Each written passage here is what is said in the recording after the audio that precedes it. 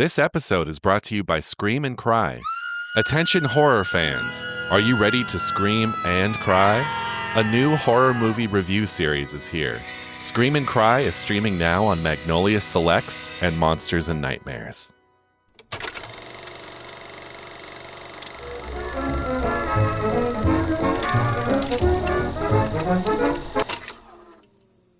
Rats with wings. This is the birds.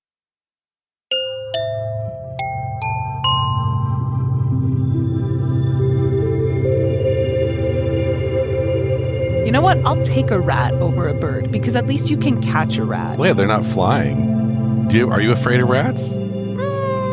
I mean, I don't love them, but who does? I don't have a problem with them. I've had pet rats in the past. If you saw a rat run across your floor, you wouldn't care? I mean, yeah, I don't want to loose in my house.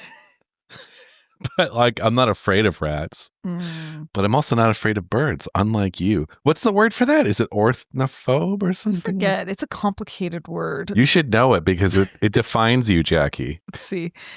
Ornithophobia. Ornithophobia. That's you. Yeah, it is. It is.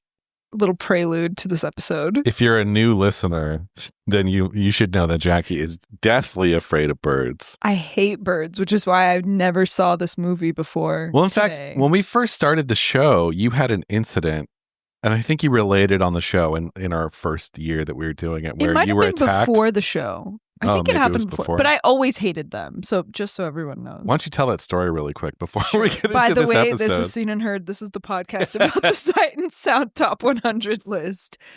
I was walking my dog. It was COVID. So all we could do was walk. Walking my dog with my best friend. I spy, and there was a bunch of people out walking in my neighborhood. And I spy a woman with two dogs that aren't on leashes. That should tell you everything you need to know about this woman. Two little dogs that weren't on leashes. And a bird on her shoulder, like a parakeet. Actually, I later found out that it is those birds in LA, you know, like the loud parrots? Yeah. One of them was injured in her backyard one day, so she took it in. It was a wild bird that she domesticated, apparently. Sitting on her shoulder. And I hate birds. I hate them at this point already. Why? Just think they're gross. My mom is also the same, so I don't know if I learned it from her. I just always thought they're nasty. All birds. Mostly pigeons, but yeah, all birds. Do you hate owls? They scare me, but I'm not I'm not afraid. No. They scare me, but they don't disgust me. Seagulls, disgusting. Seagulls are foul, yeah. Pigeons are disgusting. Doves, ew. The only ducks I like, truly. The only birds I like are ducks. Anyway, so because they taste good? No, because they don't fly in your face. It's the flying in your face that I can't do. How many birds fly in your face? Well, for you've had... So anyway, this woman was walking and this bird was on her shoulder, and I turned to my friend and I'm like, that lady has a bird. And the second I said it, this bird turned, left the shoulder, spread its wings, and was trying to land on my friend and me. And my friend kneels down, covers my dog, covers her head and my dog's because she was the one walking the dog. Meanwhile, I'm running. I run in the street because I'm terrified. And I'm yelling at the woman. I'm like, I hate birds. And she's like, it's tame. It's tame. Total Karen. I don't give a fuck if she's listening, by the way. I hope she's listening because you're a Karen. Also, keep your pets under fucking control and don't let them run at people, fly at people. Yeah. Chases me, this bird, and she's like, it's tame, don't worry. And I'm like, fuck you, I hate birds. I fall in the street, cut my knee pretty bad. I still have the scar. And my elbow, actually, because I land pretty hard. And I'm bleeding, and my mom has to come and pick me up from this walk. Wait. Pick you up off the ground? Or I couldn't walk. I was all scratched up. My knee hurt. My elbow hurt. I wanted to ice them. I had to go home. Wow. And my friend, the bird flew back, landed on the woman's shoulder, and they walked away. She's like, I said it was tame. And it's okay. Did you rip into this woman? So she ran away. My mom picks me up. My best friend continues walking my dog, chases her down. She didn't record it on video, but she has the voice memo because she just pressed record and she put it in her pocket. And she's like, my friend just got seriously hurt because of your bird. And the woman's like, it's not my fault she was running. I told her the bird was tame. And my friend is like, some people don't want a bird landing on them. And this woman, total Karen, was just like, have a nice day. Happy Easter. Like, ignored my friend, like walked away. So then we ignited a war on the Nextdoor app because my mom had the Nextdoor app. And she wrote, like, just a warning, there's a woman walking around. My daughter got injured. Her bird tried to fly on her. If you don't like birds, don't walk in this neighborhood. Yeah. And then all these people were commenting. Some people were like, sue. And some people were like, get over it. What a crybaby. Oh, my God. It's Twitter for moms, essentially. And then the woman's daughter found us. Sorry, this is a really long-winded story. Found the comments or the post and said, you know, this is my mom. She's really lonely. She just moved to the neighborhood to be closer to us because my dad died. And this like sob story. And I'm like, give me a fucking break. This lady sucks. It's not okay. Yeah. It's not okay. And she didn't even apologize, by the way. She's like, I've tried to convince her to not do that, but like I might buy her one of those clear backpacks. I'm like, how about just don't take your bird for a walk? Yeah. First of all, I think keeping pet birds, and I hate birds, is like one of the most cruel things you can do, honestly. Really? Like, what do you mean? Like, they're literally meant to fly, and you're just... Well, what if you have a cage big enough for them to like fly around in? Actually, I don't give a fuck because I hate them, but like... Yeah. Anyway, sorry, that was my bird story. Yeah, I can't sit. People that have their pets off a leash, I don't care how well the pet is trained. Something happens, that pet's going to forget. You shouldn't. Exactly. It's animals. very irresponsible. They're I can't stand that, and I animals. can't stand when people don't pick up the poop from their dogs. Yeah. But Sorry, yes. I feel like that prelude was required because I it think was the so, reason too. I haven't seen this Hitchcock masterpiece and revered iconic movie. So we should say that this is on the Sight and Sound list. I don't know Yes. what. Do you have the number? This movie's number 185 on the Sight and Sound list. 2022. This is our October month of Sight and Sound horror, which is also why we're doing this movie. Yes, I we mean, polled. that is why we're doing this movie. Yeah, it's why we're doing it. We polled a bunch of movies from the 250 list into this month so we could do a concentrated month of horror. Last week we did Don't Look Now. Mm-hmm. This week we're doing The Birds, both adapted from Daphne du Maurier. Isn't that hilarious? But just have the record be shown that Jackie picked this. So like I read off the movies from the 250, like the horror movies that we haven't done. And Jackie's like, let's do The Birds. I was like, are you sure? She's like, yeah, let's do it. Let's do it. So I heard you've been telling people, oh, Greg made me watch this. You picked it. Don't forget you picked it. Listen, it's on the list, so I would have had to see it eventually. And also, like, it's like the biggest Hitchcock movie that I haven't seen, and I just felt like I had to. Yeah. Well, before we get into The Birds, have you seen anything recently in the last week? Not really. I saw Ordette. Why'd you see Ordette? Or you mean Ouya, the word, aka the word. Sounds like booyah. Booyah. No one says booyah anymore. Ouya. Ouya. Something like that. Scent of a woman. That's hooya, right? Or hua. It's hua. Hua. I saw it because Greg and I were invited to go to a class at LMU University on Christ and film and talk about, apparently our Ordette or Ua episode was assigned as homework. So we went in and we talked on the date that they were going to discuss the movie. Yeah, shout out Eric if you're listening. Thank you for the invite. It was really fun. Yeah, it we was had a a great great time. So you rewatched Ordette, I rewatched Ordette. aka the word. Yeah. And then I watched, do you know there's 1973 Charlotte's Web? The Yeah, cartoon? of course. It's a I classic. rewatched that. Oh, cool. It's so good. Yeah. Anyway, that was my week. Nice. I don't have that much either, actually. I saw one battle after another for a second time. I mostly feel the same way I felt about it the first time I saw it, which again, if you haven't heard, we did a Patreon episode where for like 40 minutes we talked about one battle after another. So you can check that out. But yeah, I mostly like it. I mean, I mostly really like it. I think it's a very strong piece of work. I'm just like not in love with it. That's fair. Yeah, kind of a slow week for movies too for me. So not a lot. Well, I know you're dreading this. No, you're not dreading this because the dreading movie's talking. over. I dreaded watching it. Should we get into this week's film? Yes. From 1963, this is Alfred Hitchcock's The Birds.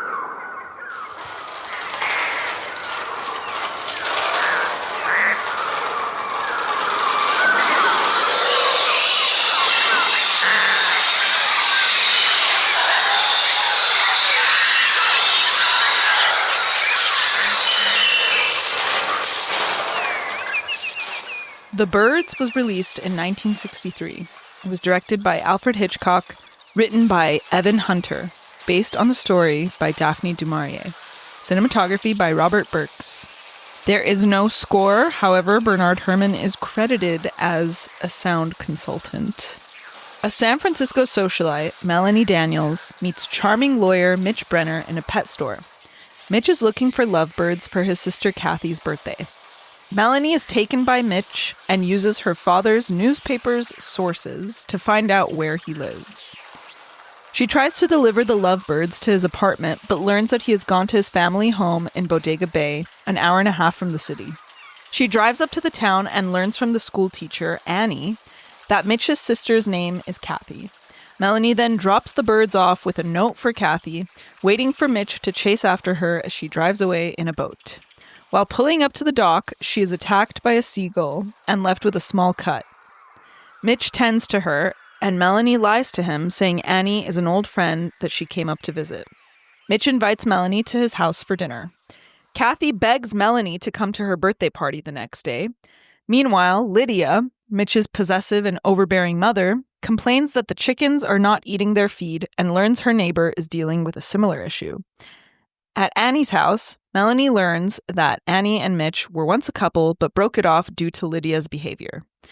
That night, a seagull is killed when it crashes into Anne's front door.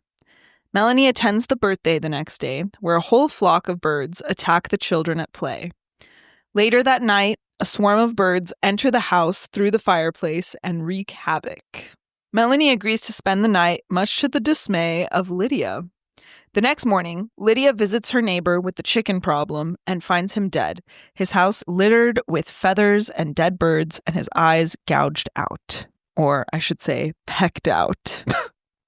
Shaken, Lydia worries about Kathy at school, and Melanie offers to go pick her up. There, she sees a huge swarm of crows on the jungle gym, and she and Annie try to get the children to safety. The town erupts in chaos when a man at a gas station is attacked and a fire breaks out from the spilled gasoline. The birds close in on the town, attacking at seemingly random intervals. Annie is killed while trying to protect Kathy. Melanie and the Brenners barricade in the house and withstand another huge attack. Just when it seems safe, Melanie hears flapping and goes upstairs to investigate. She discovers the birds have broken through the roof and are taking refuge in the attic. They brutally attack her, and she is left bloodied and dazed. Mitch decides they must get her to a hospital in San Francisco. In a calm moment between attacks, they slowly and silently get in the car and drive off to safety. The film stars Tippi Hedren as Melanie Daniels, Rod Taylor as Mitch Brenner, Jessica Tandy as Lydia Brenner, and Suzanne Pleshette as Annie Hayworth. While the film is based on Daphne du Maurier's short story, it was also inspired by real-life bird attacks in the town of Capitola, California in 1961. Seagulls were crashing into people's windows and throwing up sardines in the street. It turns out they had been infected by toxic algae, which was discovered years later. But when this movie came out, they did not know what was causing the birds to do that. Evan Hunter, the writer, had been working with Hitchcock on Alfred Hitchcock's mystery magazine and the TV series Alfred Hitchcock Presents. The only thing taken from the du Maurier story, really, is the main concept of birds attacking a small town. The story's protagonist is a farmer, and it's completely different than the film's plot. This was the third Daphne du Maurier story Hitchcock adapted, starting with Jamaica Inn, then Rebecca, and then The Birds.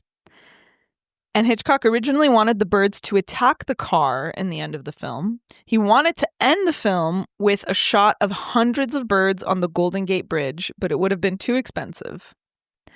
Hitchcock does make an appearance in the film with his 2 dogs in the very beginning. Those were his actual dogs. And the birds in the film are a mix of actual, real, wild-caught birds as well as mechanical birds. Ray Berwick was the live bird wrangler. He literally caught these birds. Like, he went out with a net and caught them. It's your dream job. And trained them. And then the famed Disney animator, who was one of the creators of Mickey Mouse, he was a technician and an animator. His name was Ub Iwerks. Iwerks. Yeah. Ub Iwerks? Uh-huh. Ub Iwerks was responsible for the special effects. What? Yeah. I did not know They got him on that. loan from Disney. Holy shit. That's crazy. Yeah. I didn't know that. And they used yellow screen processes that he helped develop, matte shots, optical printer effects to create these attack sequences. And there are 370 special effect shots in the film. The film has become notorious for the Tippi Hedren-ness of it all. So Hitchcock and his wife discovered Tippi Hedren in a commercial for a diet drink. She was not an actress. He found her. He made her his protege. Even though she had no experience, he made her do screen tests for scenes from his previous films. He had Edith Head make her clothes just for her everyday life, not even for anything that he shot. He offered her a 7-year contract, and she thought she would be doing Alfred Hitchcock Presents stuff.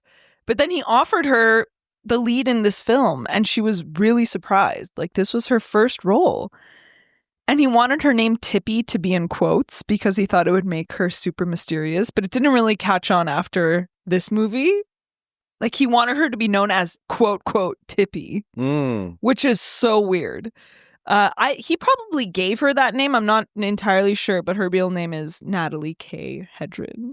And at first, she thought this was an amazing education in filmmaking, but he became overly possessive of her. She was allowed very few breaks, and it was a 6-month shoot. Apparently, she was only allowed 1 afternoon off a week. Eventually, she broke down during the week that they were shooting the attic scene. She was told it would be mechanical birds, but Alfred Hitchcock had the prop men, who were all in protective gear, by the way, fling real birds at this woman. And she broke down when one of them bit her on her lower eyelid, and it huge hole on her face, and she just broke down and she just started sobbing. And the doctor said she needs a break. And Hitchcock was like, what? Really? But she only got a week off. God. She would go on to star in Marnie in 1964. However, years later, she accused Alfred Hitchcock of starting sexual advances towards her on that set, and they never worked together again, despite this contract. And she even told him, I'm not going to work for you anymore. And he's like, well, say goodbye to your career. Yeah, he kind of blacklisted her. Yeah, so really messed up. And this is a dark chapter in the Alfred Hitchcock story, I think. The HBO film The Girl, released in 2012, documents their relationship.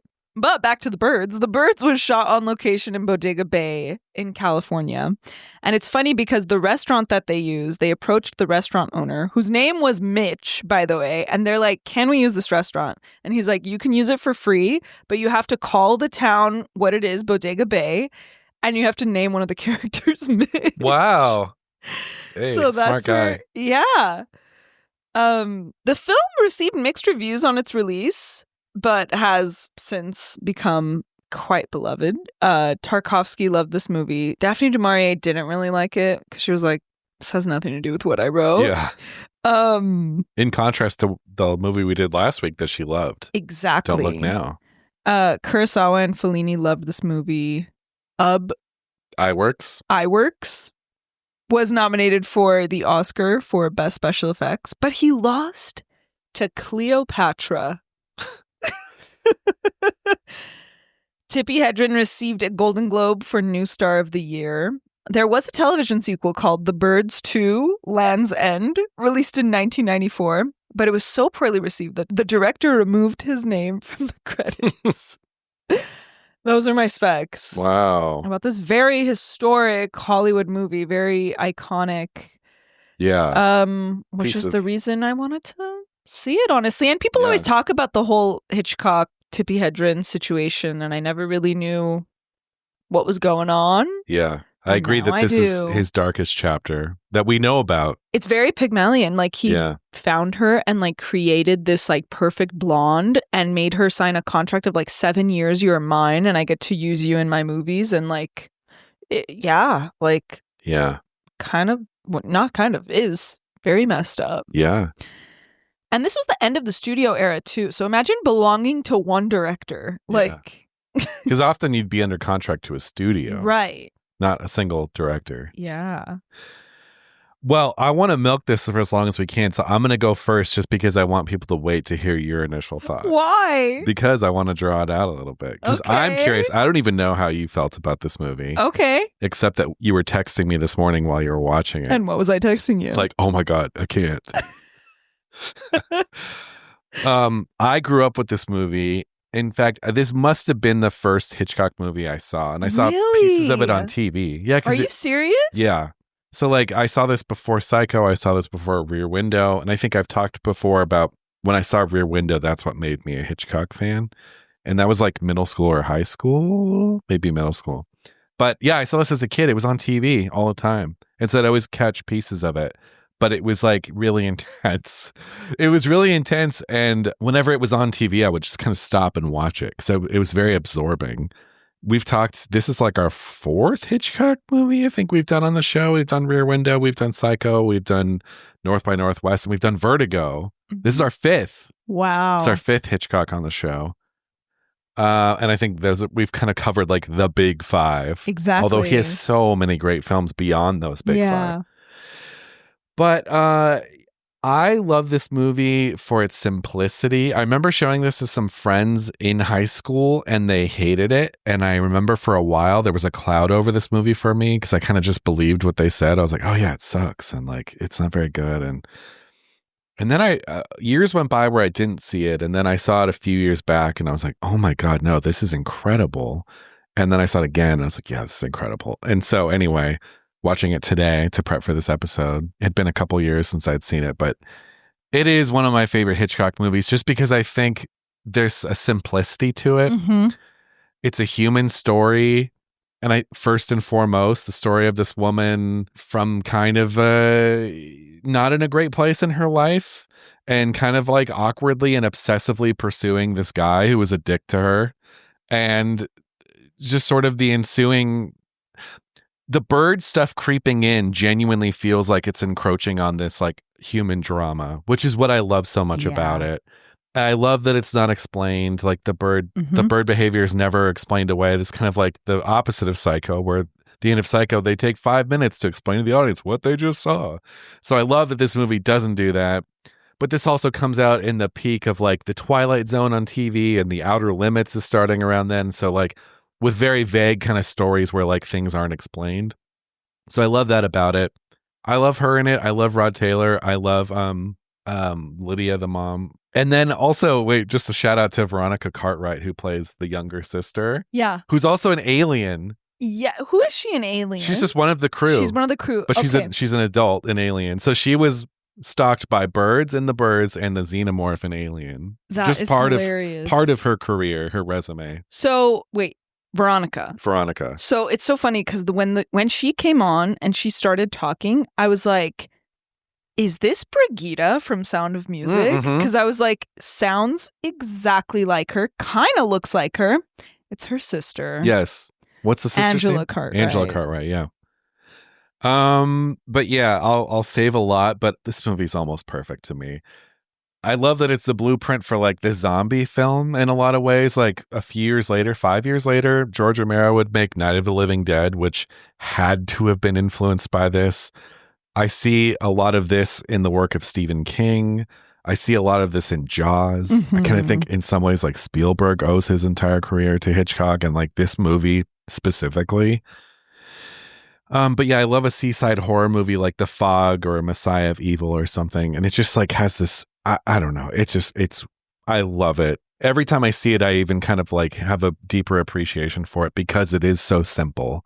And just, we've talked about this before, but that feeling of sitting down and being told a story in just the right way, and it taps into something primal in you of just like being a kid and being told a story that you're riveted by or whatever. And just like every development in this movie, it's just beautifully told. It's always engaging. And I think it's a masterpiece. What about you? Okay. So I obviously do not like birds. And so I was pretty miserable for most of this movie. However, because I don't like birds, I'm kind of who this movie was made for. And if I had to say if it worked or not, it worked. Like, you know what I mean? Yeah. Obviously, it's like masterfully done. Like, it's great. I can't deny that. It's wonderful, but like, I can never see it again. Really? I don't think so. Really? It's really uncomfortable. Like, it's really uncomfortable for me, which is fine. That's the point. I'm who this movie's for almost. I mean, I probably will see it again in years, but it's not, I can't. Like, did you have to cover your eyes? Yeah. Oh my God. The pillow was over my eyes for most of it. The fireplace. The fireplace. That's when I texted you. I think I was like, no. I can't. I love that there's no score. Yes. This is the antithesis to Psycho, this movie. It kind of is. No score. No, like, and I'll get into it more. But the slow, the tracking shots, the stillness, the moments of tension here work really, really well. Also, like, it's beautiful. Like, the Technicolor shots of San Francisco that open this movie, that long shot of her crossing the street in Union Square, is drop dead gorgeous. Like, it started and I was like, mwah. Like, that's beautiful. Yeah. By the way, they were in a van and they like stole that shot essentially. It's funny because in our North by Northwest episode, we talked about them stealing shots at the UN. Yeah. Stunning. And then the shots of the town are stunning. And the shot of her in the boat with the town behind it. Anyway, this is not initial thoughts, but it's beautiful, obviously. But I will say some of the choices the characters make are like insanely bad. Like what? Like, why in the hell would you make a bunch of children run out of the building where all the birds are and say, run as fast as you can? What kind of a fuck-ass plan is that? Well, I think because the windows in that school is like they would so easily break through that. Maybe. I like to say that's the reason, but leads to an incredible shot, right? Yeah. So that's what really counts. The big one is, why would you go up to that attic? And even Tippi Hedren and Hitchcock, one of their big famous arguments on this set was, why the hell would she go up there? Like, you need to tell me why she's going up there. And he's like, 'cause I said so. So yeah, I think that's ridiculous. I don't know why the hell she would go up there. Yeah. Anyway, also, why would you drive with the top down after that chimney incident? She's driving to school with the convertible. A guy just got his eyes gouged out. Anyway, this is all to say, obviously hugely influential. I saw so much of Jaws in this. I also love how immediately there are just birds in the sky. Like, even when it's San Francisco and like the sound effects are there, nothing's happened yet, but there's just a bunch of birds in the sky. And then she goes in the pet store, more birds. Like, I love how the immediacy of this. I don't think there's incredible. any actual bird sounds on this movie either. I think all the screeches are electronic. Yeah, I believe so. But yeah, I can't deny that this is a masterpiece, but I hate it. Like, did it, because it is such a big movie and it's what you hear about for so long, like, did it live up to or exceed expectations of like? Yeah, it did. Did you think it was going to be cheap or great. like No, I never hokey? thought. No, I know that he's a master and I knew it was going to be great, but like, I can't watch it. I just can't. It's so bad. It's like Greg. It's like if you watched like a spider horror movie. Can you imagine a horror? Arachnophobia. Have you seen it? Yeah, as a kid. Have you seen it since? My arachnophobia it got worse like when I was like in my teens. But yeah, no, I can only imagine like, because it's funny, like you, I can see anything in a movie. I can see people getting sodomized every way from Sunday, and I'm just like watching the movie. But like as soon as there's a real spider on screen, I do have to kind of cover my eyes and like look through the slats in my fingers. Yeah. But I can see anything else in a movie. But yeah, and I don't, CG spiders don't do it for me. But if I see a real spider, it's like I can't watch. Yeah. And this one was especially bad because I was like, I don't know which one's mechanical. I don't know which one's real. Like, it's hard to tell, honestly. And there was a few shots. I mean, I'll get to it, but like, damn. I think there's something about, and you touched on it, this is 1963. This is actually his follow-up to Psycho 3 years before. So there's a 3-year gap. He was doing like Alfred Hitchcock Presents and stuff on TV. But there was a lot of anticipation for this because Psycho was so huge. Yeah. You know, I used to think that this was Hitchcock's only horror movie. It kind of is. Because in some ways, I don't necessarily think that Psycho is, although it kind of is. It kind of is. I think it is. But this one is strictly But this is a like, straight up, yes, I agree. But just to say that this is, I think it's the last truly great Hitchcock movie. That's what people say. I love stuff he did after this. Like, I do like Marnie and I do like Frenzy and a couple others, but like, this is still, you feel Hitchcock at the top of his powers. This is a man who's been making films since the silent era, and he's just like a pro. He's the best. And it's like when you're watching this movie, it's just so clear that like a guy who's been doing this for 40 years. I know. And has made like Rear Window and Vertigo and like all these fucking great movies and Rebecca and Notorious. It's like he took all that experience, and it's just like this movie feels like so effortless, and it's just like every shot and every cut makes sense, and you're like, of course, like, yes, it's just so smooth and clean and beautiful. I mean, beautiful. Everything's beautiful except the birds. I mean, I think the birds are beautiful, and the carnage of the birds is beautiful, and especially because, like you said, the movie is. It kind of has this cozy quality to it, right? The like town is the seaside cozy. town, and like the story moves kind of slowly, and it's a lot of people. Oh, we'll invite you over for dinner. We'll have leftover pot roast, or like we'll do this, and like, oh, stay for a drink. Let me rent a room. Let me go down and rent a boat. Let me go to the general store and get a few things for the night. So it's like very cozy, but then it's like terror. The staccato of the bird attacks, which are so senseless and so just like, I agree with you about the score. Brilliant decision to not use the score. Amazing. But yeah, it makes it feel that much more immediate. And so when they happen, there's such a complete chaos on screen of this like very composed movie. Yes. You know. So let's talk about, because it's exactly one of the things you said in your initial thoughts. It's exactly how I feel, of just like the fact that this very human story is unfolding that I was already invested in. And then this thing comes in, and it's all to do with her, really. Because from the beginning, you say she's not in a good place in her life. I went from the beginning, like the way she asks for the lovebirds to be delivered, and her bird, when she's like, oh, you can just tell them, like, you'll just have to send it. I'm not going to wait any longer. This is a girl who gets her way all the time. Yeah. Like, she's a socialite. She's bored. She's got nothing better to do than this quote, quote, prank, if you even want to call it that. I think she's kind of desperate, a little bit pick me. Like, he's handsome, but like, girl, you're a socialite. Like, what are you doing? You're that bored. You Which know is why? The point. It's because he doesn't like her. And I think for her, it's like a conquest. Like if she can win this guy totally. over, who's like, fuck you. And she has nothing better to do. He also is like very good looking in a Don Draper kind of way. He's really handsome. Yeah.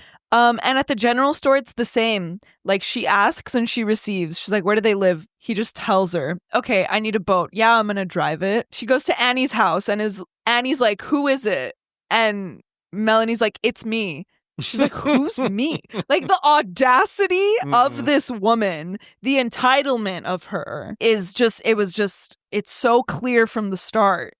Andrew Sarris talks about how the characters in this are so unsympathetic and self-absorbed that you can't help but take the side of the birds.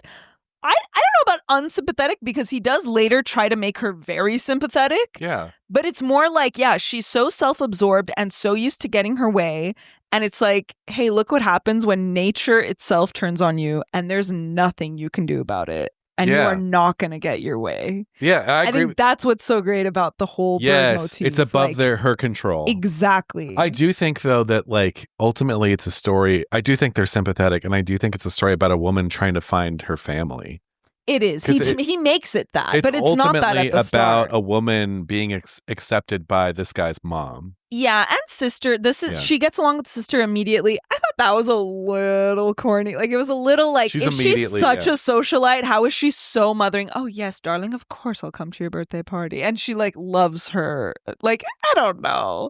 Would you like some tea? Like it's like I don't know. I like her more as a bitch. Anyway, she does turn sympathetic, of course, but like to me, when the birds started turning, it was like, okay, like you thought these birds were your plaything, like you brought two of them up in the cage and they're sitting next to her and they're like moving with the car. They're not your plaything. They're actually disgusting, vile creatures that will turn on you. Wait, do you think that her lovebirds have anything to do with what happens in this movie? They did it all. Do you think? Maybe. Because the whole act, like it happens when she shows up with the birds. Like she like owns them. She thinks she owns them. But man does not own nature. Mm-hmm. Yeah. I don't know. It's really interesting. And then this is so random, but it made me think of it's all have to do like this human drama that's unfolding before us. Really interesting. And there's real stakes here, right? Like Annie is cool and she's known him for 4 years and they're exes. And here comes this new girl. And then the mom is kind of crazy. So it's like this is unfolding, but then this thing out of their control happens. And it made me think, you remember in The Worst Person in the World? Remember that movie? Yeah, of course. Remember when the guy in it who has cancer, he's like, I wasted so much time worrying about what could go wrong, but what did go wrong was never the things I worried about. Yeah, and that's basically this movie. Like, which is such a random connection, but that's what I thought of. I was like, wow, that's going to happen? It's almost like the Rain of Frogs and Magnolia. Yeah. It is biblical. It has the biblical undertones to it. Totally. And he's like also, I think he tried to paint Mitch as kind of like he pretty much seems like he's only interested in her like sexually, like at least in the beginning. Yeah. But yeah, I do think as the film progresses, it turns into that story. There's that really nice moment of her and the mom at the end. In the car? When her fingers are all like bitten up and they like hold hands and it's like when she's resting her shoulder. Yeah, it's very Mother. Nice. Yeah, no, it's nice. Because she lost her mom. I gotta say, let's talk about that scene where she kind of confesses. I gotta say, like, I don't think the dialogue in this is on par with other Hitchcock classics. Yeah, it's not, because in the other ones you have like really good sexual innuendos, and like in this it's just like, oh, I'm studying 4-letter words at Berkeley. Well, it's a different writer too. And then on the hill, when she's confessing about her mom, it's kind of awkward. Like the way it's written or the way that it's both blocked, also like shot? No, I think maybe because she, again, this was her first acting role. Yeah, so maybe it was that. Maybe it's the way it was written. It just didn't work for me. That conversation didn't really work for me. The movie does, if you're speaking about like an artificiality, I do agree. But I think that a lot of Hitchcock's films have I'm fine with that. No, it's just usually the dialogue is way more quippy. And I didn't get that in this one, which is fine. Like it doesn't need it because there's so much else going on. But yeah, when she was talking about her mom and she's like, I wouldn't know. And she like turns around. Like I thought that was a little... Yeah, I don't know. I took it. I accepted it. But let's talk about Annie, because Annie dying is crazy. Oh. Annie is the Midge of this movie. The Midge. She's the brunette, although Midge is blonde too. Midge is blonde from But Vertigo. She has glasses. Yeah. So she's different. But Annie's cool as hell. Like the second I saw her, I'm like, oh, so she's the cool one. Because she's got dark hair. She's smoking. Short she has hair. Like modern art in her house. She has like classical music on vinyl. Yeah, she's got a cool house. Yeah. Not that vinyl was like a hipster thing then. It was just a normal thing. She's actually nice to Melanie. Like, she's not a bitch. Yeah, but you can sense the struggle in her head of like, well, she's getting close to Mitch and like, but she still helps her. Yeah, she does. Yeah. Because they all come together because there is this higher power, this greater thing that's coming after all of them. It's like Game of Thrones. Man, think about the D on Mitch. If like she literally is like they broke up, but she still lives like still just to be lives close to in him. the town. Yeah, he must be. I mean, he's very handsome. They probably hook up every now and then. They probably do. That's my guess. Yeah. But it's crazy to me that she dies and that he discovers her. Yes. And just is like, oh my God, Annie. And it's like, you guys have a history and you've known her for 4 years and you've known this other woman for 4 days. Yes. So it's just crazy to me. Well, and her death is handled so unceremoniously too, where it's just like she's just splayed out on the steps in front of her house, and it's like very shocking. I think she broke her neck. I think she fell off the stairs. Yeah, it could be. But yeah, it's like very just like shocking. matter of fact. Like, there's her body, and it's all twisted. Yeah. Yeah. I think, and because you do like her too. I loved her. Mm-hmm. I really did. I thought she was really cool. Yeah. And I do think Melanie is cool. Just to be on the record, like I think Tippi Hedren is great in this, and I love this character's iconic green outfit and the fact that she's in heels. Her hair too. Going on a boat, her hair gets messed up and then gets fixed in a second. In heels on sand. Yeah. I forgot that she was Dakota Johnson's grandma. Yeah, and she's Melanie Griffith's mom. Yeah. Speaking of nature run amok, do you know about the Tippi Hedren thing and nature and everything? No. So her and her husband, and I'm totally blanking on his name, but they were the kind of family that had like wild, large cats, like tigers and lions and shit in their house. So when they were raising Melanie Griffith, they just had tigers and shit in their backyard. And they made a movie called Roar, which is almost like a documentary about, I actually haven't seen it, but it's like about all the wild cats they had. But like the cinematographer, Jan de Bont, who went on to like direct, I think, Speed and like Twister and stuff, he was like scalped by one of the cats while he was shooting that thing. Really? Melanie Griffith was raised in a crazy household with like her head in the mouth of like a lion and all this stuff. So it's just like it went beyond the theme of like nature run amok, went beyond this movie for Tippi Hedren. Yeah, damn. Yeah. I think we should just talk about each of the attacks. The escalating nature too, because what's the first thing? Seagull when she's cutting on the boat. her on the boat. Yeah, there's blood. She starts bleeding immediately. You know what's funny about this movie? It is so much more violent than Psycho. Yeah, absolutely. It's gory. Psycho, you only see blood going down the shower drain. Yeah. Pretty right. I think that's it. Is that the only instance of blood? And then you see the skull, the mom. That's it.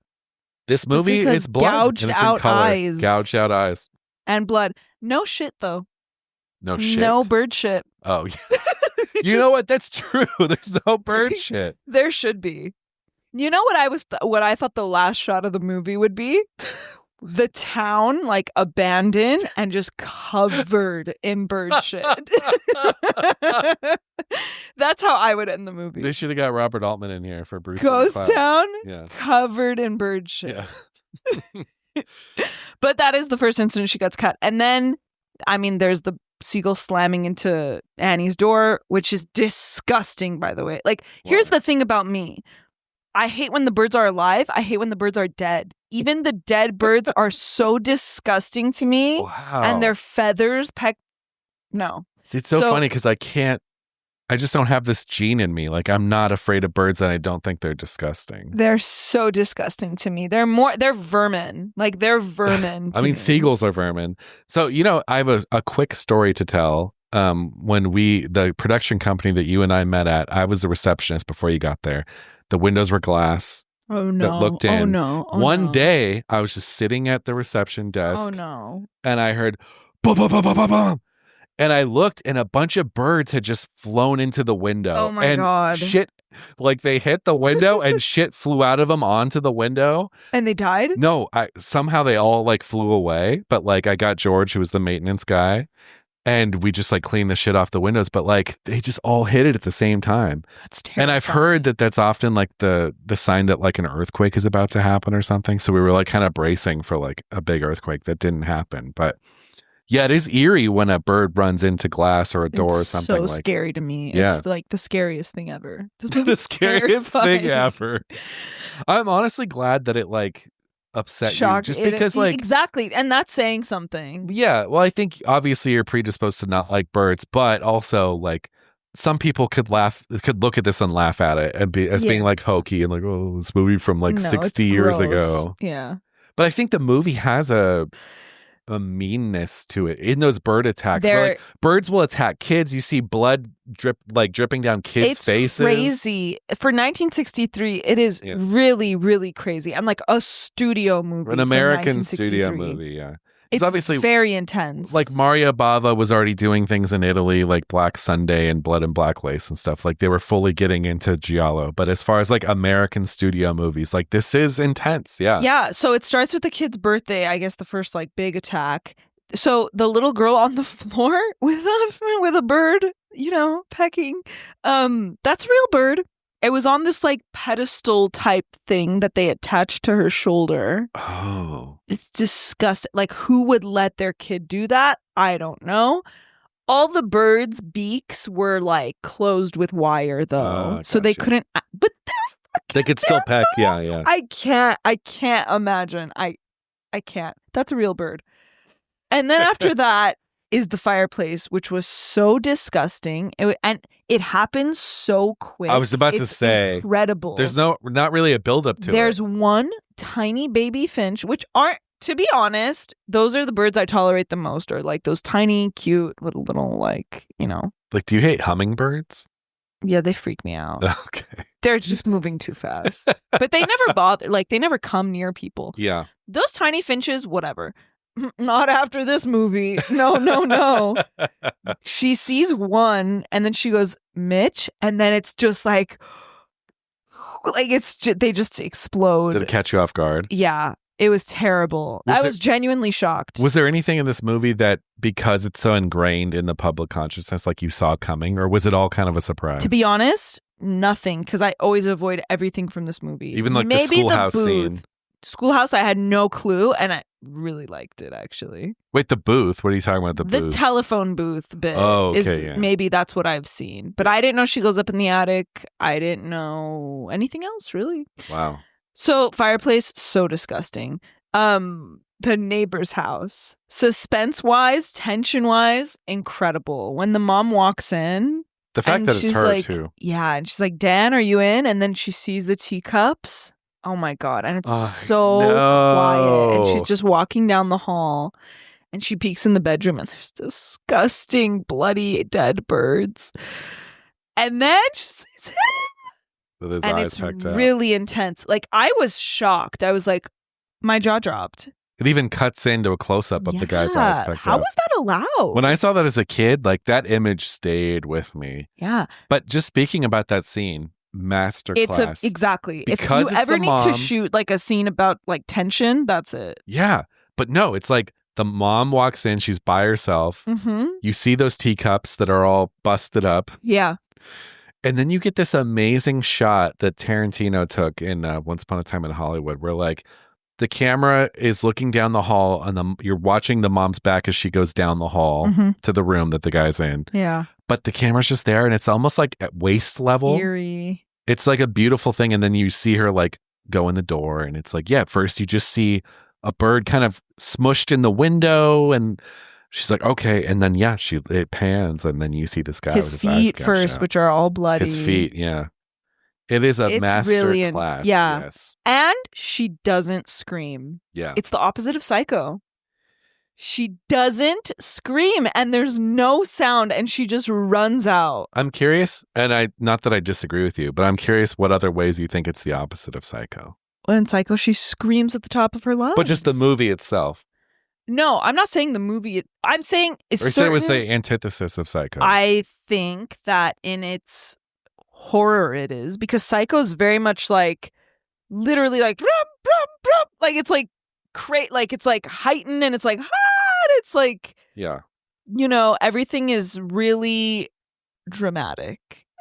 I mean, yes, with the music, with the punctuation of music. Oh, what about that guy falling backwards down the stairs?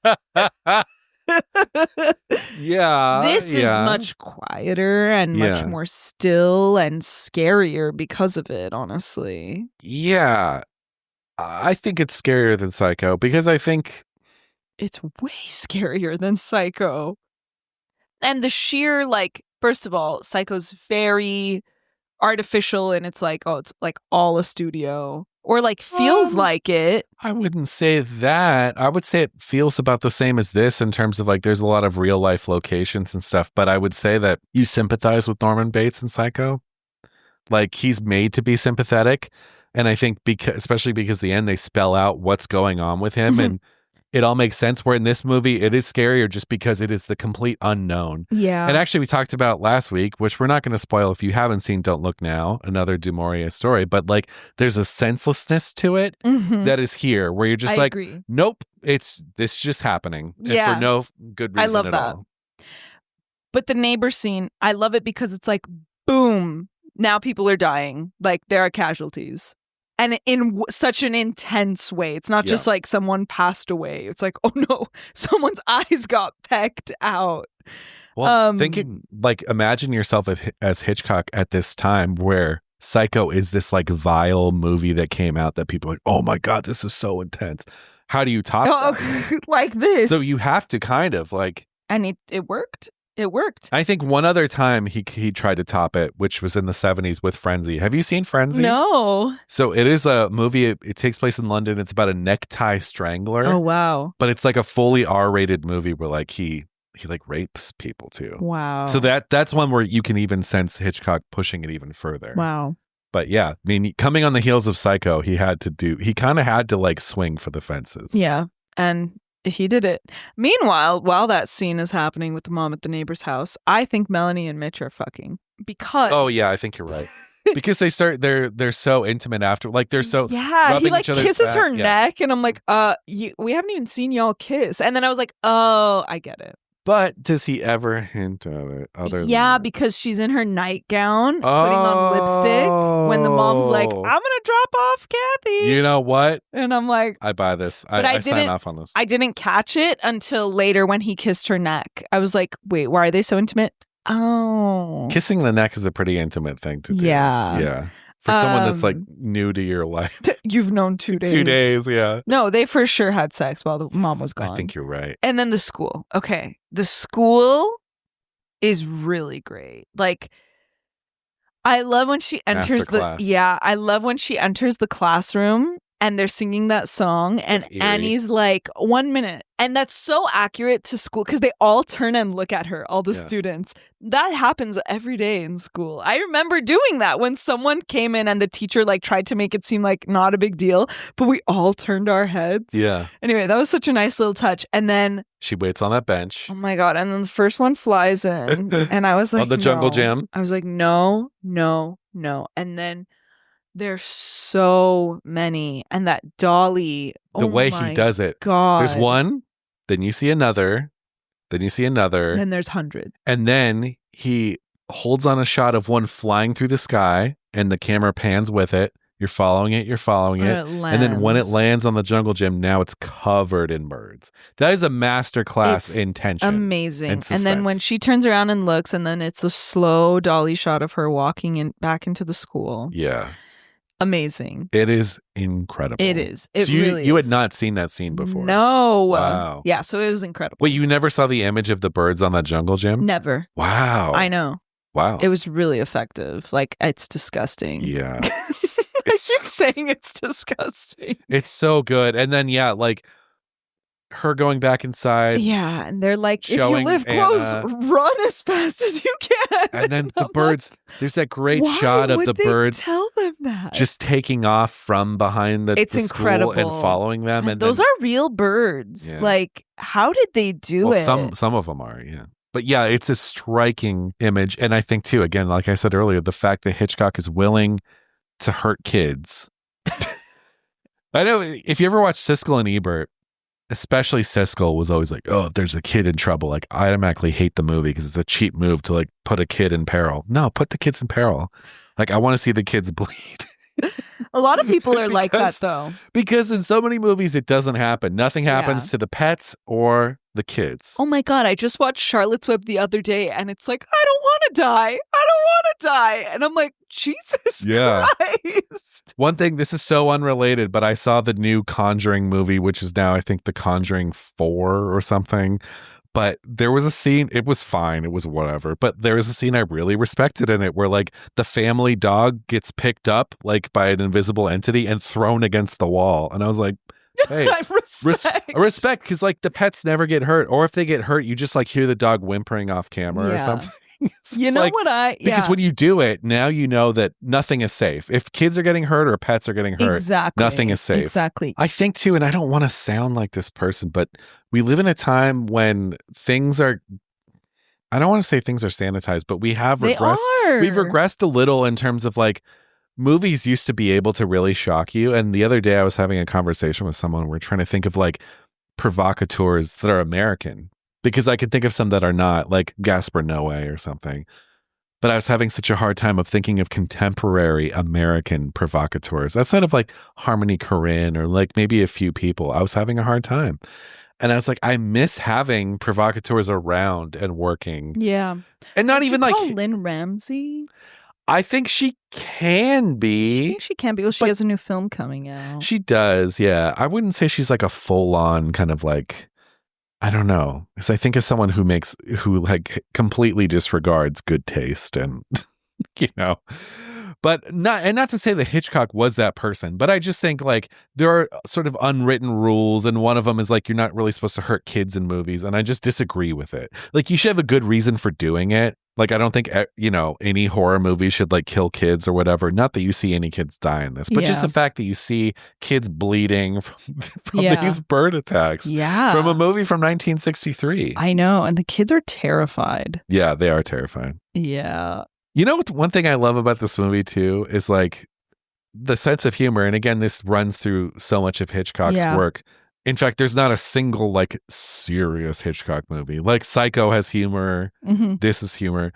But I love how dark it is here. So like that scene when they're talking, because Mitch is an attorney. Yeah. They're talking about one of his clients that shot his wife in the head 6 times. Because she changed the channel. Because she changed the channel. And then everyone smiles when they say that. So like it becomes a joke. I know. That is pretty funny. So like I like that this movie's able to, I mean, Hitchcock is kind of known for this like morbid sense of humor. But I mean, it's here. And so there's the cafe scene. Yeah. Which reminded me of the Twilight Zone. Yes. It reminded me of Jaws too. Jaws, totally. But it's interesting because all these background characters kind of get a moment. And I feel like that doesn't happen that much in a Hitchcock movie. Like they're kind of contained. Yes. So that was really interesting. And of course there's that one guy who's like, it's the end of the world. Uh-huh. And I was like, oh shit. Like, anyway, I felt that like it was like. Have you seen The Mist? No. I think you might like The Mist. It's like a mist that kills people. There's a little more to it than that. It's more like another world has opened up, like another dimension has opened up into ours. Like Stranger Things. It's better than that. I'm trying to piss you off. But it's based on a Stephen King story, and it's done by Frank Darabont, who did like The Green Mile and stuff. But The Mist is about a group of strangers that are holed up in a supermarket, and it's very much this of like, it's the end of the world, and you have one person that's like the super Christian. It's like Marcia Gay Harden is this like super religious person. Anyway, but it's a lot of like debates. Like if you love the diner scene in The Birds where they're all kind of debating, that's like most of what The Mist is. I see. Yeah. I'm that guy that's having a drink who's like, get rid of them, kill them all. They're messy animals. That's me. And also that was the moment where I was like, A, where's all the shit in the town? B, why isn't anyone shooting these birds? They all have guns. This is like the 60s. Everyone has a shotgun at home. Why aren't they shooting them? I hear you, but my argument is that there are so many of them. The whole thing about it is that it is, yeah. The mass of them. But no one even takes out a gun. And like, that's true. Isn't that interesting? Yeah, that is. I never thought about that. Even at their house, when their house is getting attacked, like, I know you've got a shotgun up there somewhere. Like, use it. So the cafe and then the whole freaking fire and the phone booth and all that stuff. The phone booth is crazy. And Tippi Hedren famously, like, that safety glass apparently was not safety glass, and glass shattered in her face, and she had to spend like the whole day getting like all the glass like picked out of her cheek. See, that's irresponsible. She had a terrible time. Yeah. And I feel really bad. Yeah, and I think she joins the pantheon of miserable actors like Shelley Duvall in The Shining or something. Exactly. Yeah, no, I mean, there's no excuse for that, and clearly, like, we've moved, like, that couldn't happen now, but yeah, and I'm not excusing it. It's horrible. But that phone booth scene is very much like the way it's cut. Like, the camera will go above her head, like looking down on her. It kind of cuts around, almost like the shower scene in Psycho. Yeah. And especially the moment where she's attacked in the attic is like the shower scene in Psycho. Because it's like one hand swapping birds, the other hand swapping birds, her face, a bird going in here, a bird going in there, and it's like all fragmented. And also coming on the heels of Don't Look Now, which we just did last week, which also has this fragmented editing. Yeah. But the house, when they go back to the house and they kind of barricade, this is after Annie is found dead. The first time they attack, where it's like really intense, the sound, but we don't see any. We don't really see any. They're pecking through the door. They're kind of getting through. It's so terrifying. And the sound is so overwhelming in that scene that you can't even hear the dialogue, which is such a nice touch, I think. The couple come through the window and then he's trying to close the window. And then he grabs one. That was really upsetting when there was like and he like touched it. Oh my God, I can't. Have you seen the original Night of the Living Dead? No. I think you would like it. Are there birds? It's like this. No, there's zombies. There's no birds. But like this like heavy inspiration from this movie. Yeah. And then the lights go out. The lights go terrifying. Out. But that's like every horror movie. Like when they're all waiting for the phones don't work, the power doesn't work. Yeah. But again, the attic is just like, why? Why did she go up there? Yeah, I agree. Doesn't make any sense. But you know what? I've never thought about it, ever. Until I brought it up. Yeah, I've never thought about it. So I guess like every time I watch this, I'm just so invested in the movie that I never think. Yeah. And then afterwards, when she's like catatonic, like that was me after my bird attack. Yeah, she's catatonic for the rest of the movie. Yeah. She's never the same. I also love just the scene, to go back a second, but like I love that the movie takes time. That conversation that Tippi Hedren and the mother have together. And, but yeah, before the school. Yeah, it's just like great that the movie takes time for moments like that. Yes. And where the mom's like, I don't know if I like you or not. You know, like they're just kind of being real with each other. And yeah, I don't know. I just like it. Love that line. That line is really great. It's like, I'm not even sure if I like you. Yeah. That's a great line. Yeah, it's great. And it makes that moment at the end that much more powerful when they do get in the car together and she rests her head on the mom's shoulder and the mom embraces her. I know. So what do you think about the final scene in this movie? Were you prepared for that? So the attic? No, like where they drive off just covered in birds and it was going to end right there. Yeah. So him, I think, again, masterclass in tension. When he leaves the front door and goes to start the car, I was terrified. Yeah. And then one bird like pecks at his ankle. Something. That was the one. Everything else, like for the attic, I was like, oh my God. But when that happened, I jumped, like my heart really. And it was for the most simple part, like that, because we're anticipating so much. Well, he has to play it cool too. He can't react to it. I know. So that was really intense. And I loved that. Like I was like really on the edge of my seat and covering my eyes because there were so many fucking birds. Like there were so many and they're all real. They all look real in that scene. Well, it's like a composite and there's a matte painting and stuff. But like, I don't think they gathered that many birds into that shot, but it is overwhelming. Looks like it. Yeah. And then when they have to leave through the front door and they're right there, I wouldn't be able to leave. I wouldn't leave. I would just die. Well, I would have died a long time ago. I would not be able to walk out of that house. And then when the sister says, can we take the lovebirds? Oh, I was like, you've got to be fucking kidding me. What I thought was going to happen, I didn't know she was holding them. I thought he was going to have to go into the house and then the lovebirds were going to turn on him. And that was going to be the end of the movie. Yeah. Thank God she had him with her. But why the hell would she bring them? These are the only birds over the course of the film that have not gone crazy. So maybe they're supposed to be like a symbol of like love. Love. That's the message of the movie. Love conquers all. Do you think it's a hopeful ending, though? Like, do you think they're going to be okay? I mean, yes, because just on the radio, they say that like, oh, most people made it out. So it seems like it's only taking over this town. I wish it could get the San Fran ending. Like, that would have been really cool. But Jackie, if the lovebirds are the cause of all this, they have the lovebirds with them in the car. Wherever they go, it's going to cause the same chaos. That's a really good theory. I hadn't thought about that. I was seeing them as symbols of love. And the optimist in you. Forgiveness. Yeah, because she's like, let's take these. They didn't do anything. How crazy, though, going back to like the beginning, but how crazy is she that she makes this journey just for this guy who like told her off? And then when he like sees her on the boat, like he sees the lovebirds and he gets the binoculars and he's like, who the fuck left these? And he sees her and he like smiles. He's just like, he would be weirded out. Any guy would be weirded out. Yeah, but she's cute. I don't know. She's beautiful. But he's like, wow, the things that this woman did to like come find me. Like he's turned on. Yeah, I think he is. You know, I do agree with you. I think this movie could have been like a little kinkier because I think that's all in the subtext. Yeah. Like, it's a weird meet cute. Is that what people say? It's so meet funny. Cute. It is a meet cute. When they meet cuted, I thought that he knew her. Like, I thought they were already dating and they were just doing funny, like, cute role play. Oh. That's honestly what I thought. Because he's like, excuse me, miss. And she like grabs the pencil and she's like, yes. And he's like, lovebirds. And I'm like, oh, brother. I thought they were already dating. Like fulfilling some fantasy of theirs. Yeah, I thought they were already dating. Like, I thought he was going to grab her and kiss her and she was going to be like, you're late. You know, I totally see that. Yeah. What's your favorite sight?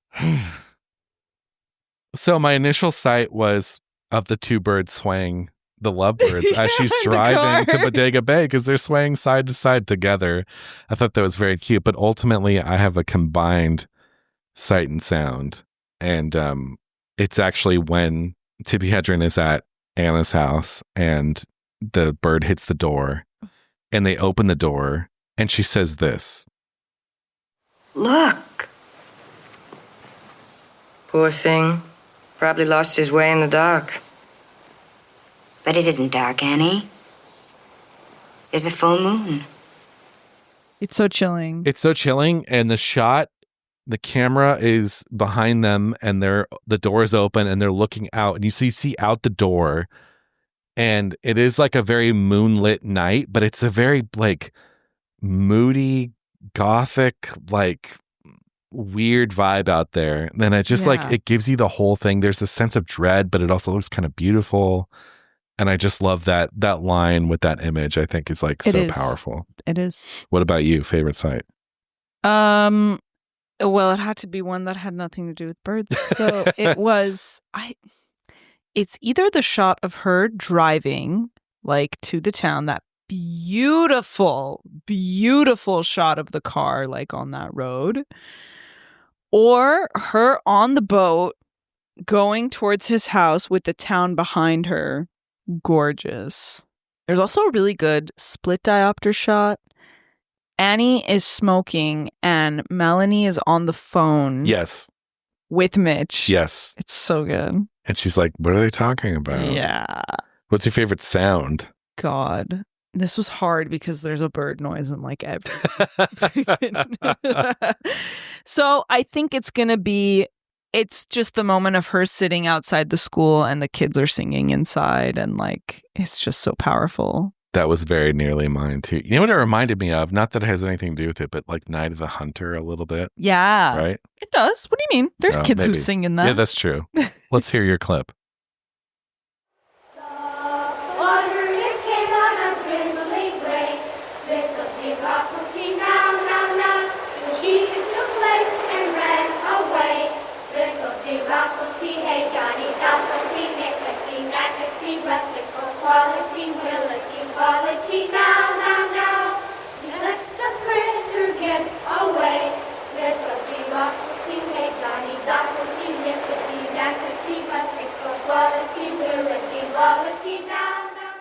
The song is so funny too. It's like, of course they would be learning that song. There's just something about kids singing that's always like a little creepy, unsettling. I agree. I don't know why. Like, because it's kids been are ingrained with movies, like I you know, guess The Bad Seed and all that stuff.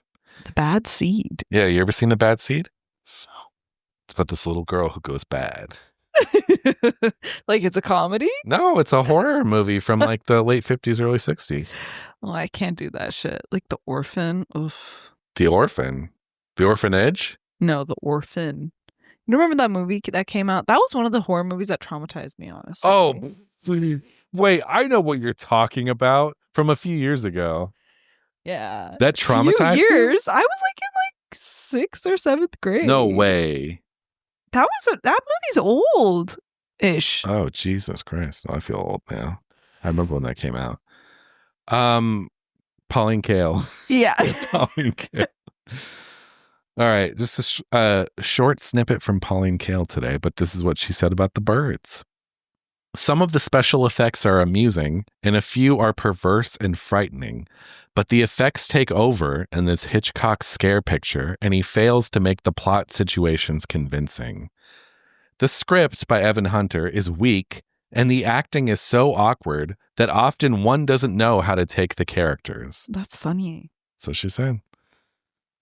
I totally disagree with Pauline. Yeah, I don't think the script is weak. But you don't think it's up to the normal Hitchcock standards? I don't. Dialogue-wise. I agree it's not as snappy as some of his best Which movies. is fine. But I kind of like that it's not snappy because it gives it this whole other feel from most other... Like, it feels like a Hitchcock movie. But it's a horror movie, so it's like... It's I don't know. languid. Yeah. And there are awkward interactions. And I think her complaint about the effects taking over, they're used sparingly, and like when the birds attack, they attack with full force. And Like it's effective. And it's effective. And honestly, for a 62-year-old movie, it looks pretty convincing. Some more than others. Yeah. That was also my saving grace. Like if this was made today and it looked super convincing, I wouldn't be able It to might watch look it. worse if it was made today, because it might just look like CG bullshit. Maybe you're right. These are real birds in front of a screen, in front of like a carbon whatever screen. Like you can tell that like I know. It's I don't know. so It just upsetting. it looks tactile. Like the problem with CG, especially when The only problem is like when they for example, when they flew in the fireplace. Yeah. They looked a little. That was like very clearly like superimposed. Yeah. Like, which is like whatever, course. but it was still disgusting. So. Letterboxd? Yeah.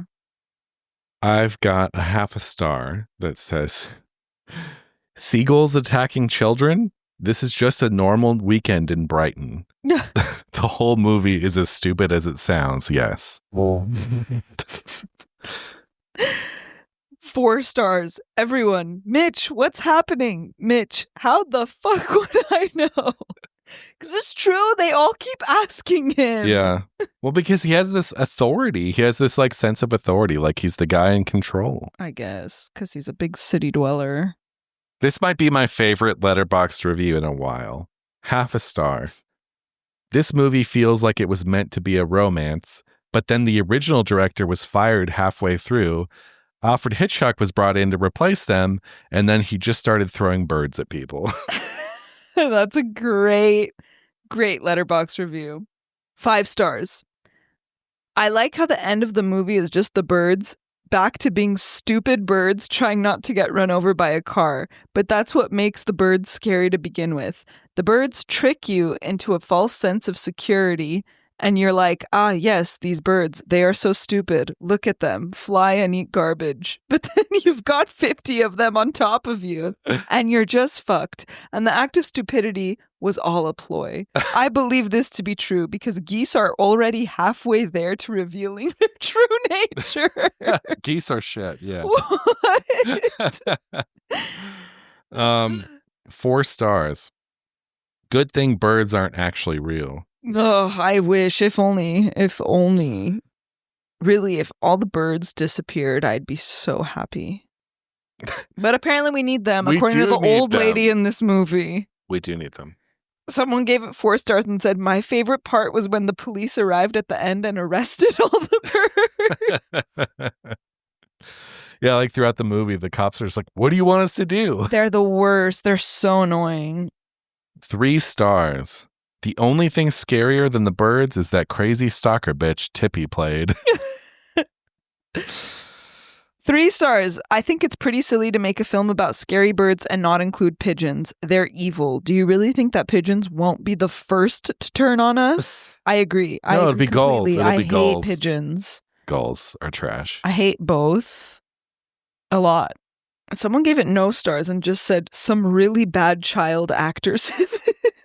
I don't think so. I don't think so either. I think they're fine, especially for like 1963. I forgot one of my favorite runner-ups for sound was when the mom is on the phone with the guy with the chicken feed and she's like, no, they're not fussy chickens. Oh, that's so funny. It's interesting that the chickens have also turned, but we never see them. No, we never It's see just them. that they're not eating. It's Yeah. so creepy. It's so eerie. Yeah, the movie plants the seeds early and then it's just like, yeah, uncomfortable. Well, this was The Birds. Jackie has come out a changed person. You now love birds. You're going to seek a Totally. career in I'm gonna birds and adopt bird training. one. Ugh. Let them loose to people who are walking on the sidewalk. You know what I strangely don't have a problem with? You know when you go to medieval times and they release that falcon? Yeah, you don't have a problem with that? No. Really? I'm just scared it's going to shit on me or Yeah. my food. Yeah. But I'm not scared of that. I don't know why. Predator birds don't scare me as much. Really? It's so strange. Eagles? Yeah, I don't want one flying anywhere near me, but like if I see it, I'm not like, ew. It's more like, oh, that one knows what's up. I think that's the same with owls. I think the ones that are predators, I know that they're a little smarter and I know they're not going to want to steal the sandwich out of my hand like a fucking seagull at the beach, which has happened, by the way. What kind of sandwich was it? I don't remember. It wasn't out of my hand. It was sitting right next to me, which was terrifying. Like, that's why I hate the beach. I really don't like the beach because of the birds. And they're not just seagulls. They're a bunch of different water birds. Fuck them. I hate them and they ruin the beach. I like the beach, but I think it's slightly overrated because sand gets everywhere. Sand gets in your food. It gets on you. It's not comfortable. It's fine. The beach is fine. You have to me. wash off afterwards. Yeah. Track It's sand so everywhere. dirty. Like I like Sharks. clean beaches like Yeah. in Hawaii Oh, well, yeah. and Miami. When I went to Miami last year, I was like, wow, the beach here is not. It is. It's really nice. Yeah, we have rocky beaches here in California. They're not nice. Well, next week we are doing, again, we're pulling from the 250 and we're pulling our first Argento film on the pod. It is Suspiria, the Ooh. original. How So exciting. We will be doing that next week. You know what's fun? There's connections everywhere. We did 2 Daphne du Maurier's, okay? Mhm. And now we're doing Suspiria. And in the remake of Suspiria was Dakota Johnson, which is Tippi Hedren's granddaughter. Whoa. It's all connected. Yeah. What's like the 8 degrees of Kevin Bacon or whatever? What's going to be, the connection between Suspiria and the movie we do the week after? Because people will have to find out what that's going to be next week. Yeah. So join us next week for Suspiria, such an all-time classic as we kick up the horror in our month of horror of Sight and Sound movies. So join us for that. Until then, I'm Greg, I'm Jackie. and we'll see you next time. Bye. Seen and Heard is an official podcast of the Arroyo Film Club. We'd love to hear from you. If you want to drop us a line, you can find us on email at hello@seenandheardpod.com or on Instagram at seenandheardpod. She churned the butter in her dad's old boots. There's saltine, hot saltine now.